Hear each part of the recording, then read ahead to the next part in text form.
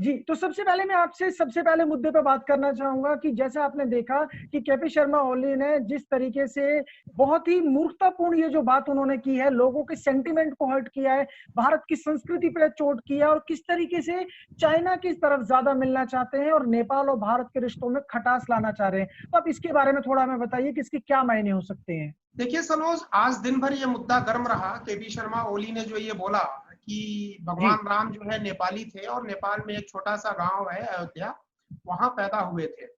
मैं ये बोलूंगा कि शायद भगवान श्री राम ने उनको सद्बुद्धि दे दी है, इस पे उनको क्रिटिसाइज करने की जरूरत नहीं है। वैसे भी बोला जाता है कि घट घट में राम है, कड़ में राम है, तो राम हर जगह पे है।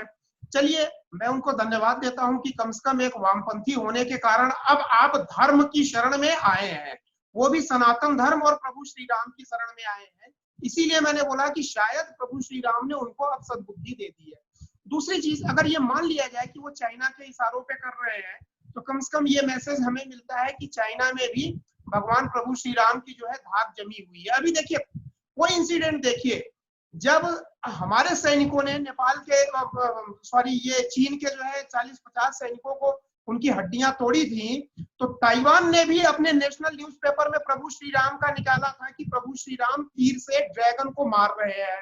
तो अच्छा, दूसरी चीज मैं ये बोलूंगा कि ठीक है, अगर आप बोलते हैं कि वो नेपाल में पैदा हुए थे, कई और ऐसे देश हैं जो ये क्लेम करते हैं, तो अभी जी, तक आपने क्या वहां पे कोई प्रभु श्री राम की बहुत बड़ी भव्य मूर्ति बनवाई? अगर आप ये मानते हैं तो आप नेपाल के प्रथम इष्ट देवता प्रभु श्री राम को जो है डिक्लेयर करिए।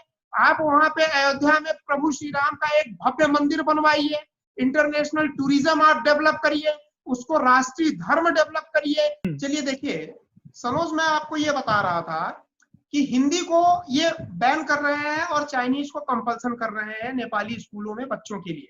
अगर आप हृदय जी, से मानते हैं प्रभु श्री राम को, तो ये गर्व का विषय है। प्रभु श्री राम की ख्याति और हर जगह जो है पूरी दुनिया में। मैं ये बोलना चाहता हूं कि प्रभु श्री राम का भव्य मंदिर आप वहां पे बनवाइए, जहां आप अयोध्या बता रहे हैं। पूरे नेपाल को राममय करिए। रामचरितमानस और जो वाल्मीकि जी ने रामायण लिखी है उसको राष्ट्रीय ग्रंथ घोषित करिए, अगर इतनी श्रद्धा है। और आज देखिए, दो देशों ने तो कम से कम मानना शुरू कर दिया है, एक नेपाल और इसके पहले पाकिस्तान ने श्री कृष्ण मंदिर बनवाने की बात शुरू की थी।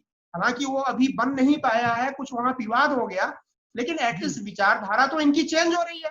मैं तो बोलता हूं कि चाइना से भी आवाज आए कि प्रभु श्री राम हमारे हैं, वेटिकन सिटी से भी आवाज आनी चाहिए कि प्रभु श्री राम हमारे हैं, वाशिंगटन से भी आनी चाहिए, जेरूसलम से भी आनी चाहिए, मक्का और मदीना से भी आनी चाहिए कि प्रभु श्री राम हमारे हैं। चलिए, ये तो आपकी कंस्ट्रक्टिव एक आपकी सोच हो गई। आपने बहुत पॉजिटिवली उसको, जो उनको क्रिटिसाइज हम कर सकते थे, आपने काफी पॉजिटिव वे में इसको किया। लेकिन मैं आपसे एक बात पूछना चाहता हूँ कि देखिए, नेपाल और भारत एक बड़े भाई और छोटे भाई जैसा रिलेशन है।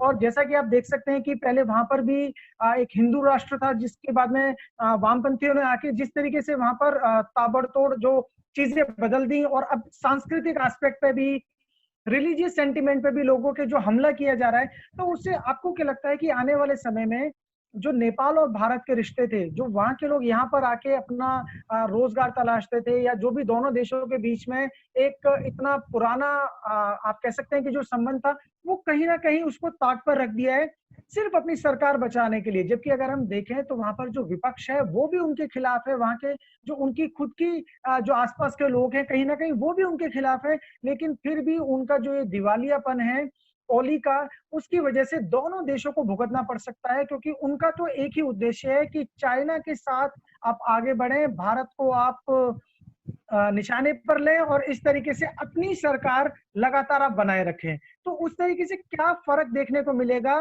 भारत नेपाल के जो रिश्ते हैं और जो देखिए लोगों के बीच में जो एक अच्छे संबंध है, उसके बारे में बताइए। समोज, देखिए इंटरनेशनल अगर एरिया में देखा जाए तो जो दो देशों के, दो नेशंस के बीच में पीपल टू पीपल कांटेक्ट होता है, दो तरीके की यहाँ बॉन्डिंग होती है। एक पॉलिटिकल बॉन्डिंग होती है, जैसे मान लीजिए कोई दो देश पॉलिटिकली बहुत अच्छे हैं, मित्र हैं, तो दोनों देशों का जो है पीपल टू पीपल कांटेक्ट होता है। एक रिलीजियस बॉन्डिंग होती है। रिलीजियस बिल्कुल। बॉन्डिंग बहुत स्ट्रांग होती है क्योंकि वो पास्ट में हजारों सालों से है।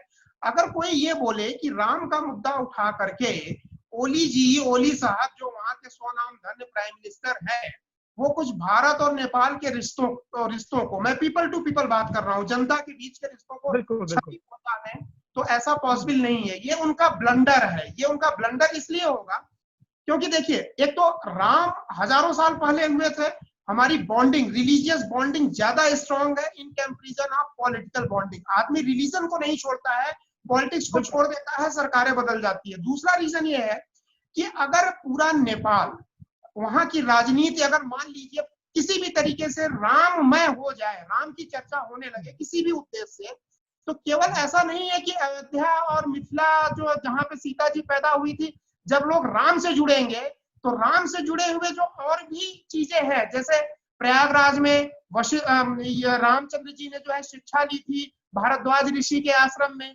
नासिक में क्या हुआ था, सुपर्णखा की नाक कटी थी। तो राम का जो पूरा विस्तृत जीवन है, जो आदमी वहां दर्शन करेगा तो वो फिर ये चाहेगा कि भाई मैं रामेश्वरम भी जाऊं। तो इस तरीके से एक रिलीजियस टूरिंग शुरू हो जाएगी। मैं इसीलिए बोलता हूं कि नेपाल को ये चीज प्रमोट करनी चाहिए और हमें भी सपोर्ट करना चाहिए कि आप राम को विधिवत प्रमोट करिए, उनको राष्ट्रीय इष्ट देवता घोषित करिए, रामचरितमानस और रामायण को राष्ट्रीय पुस्तक जो है आप वहां पे घोषित करवाइए, और फिर ये देखिए बॉन्डिंग कितनी स्ट्रांग होगी।